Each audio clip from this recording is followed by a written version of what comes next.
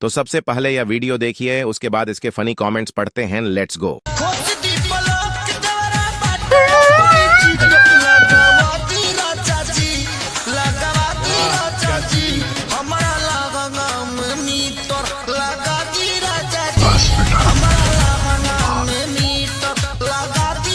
तो चलिए शुरू करते हैं। पूरा कावासाकी समाज डरा हुआ है।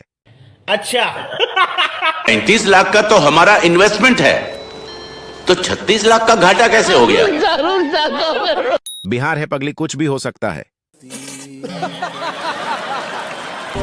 मेरी शक्तियों का गलत इस्तेमाल किया गया माँ। ये दुनिया बहुत खराब है माँ।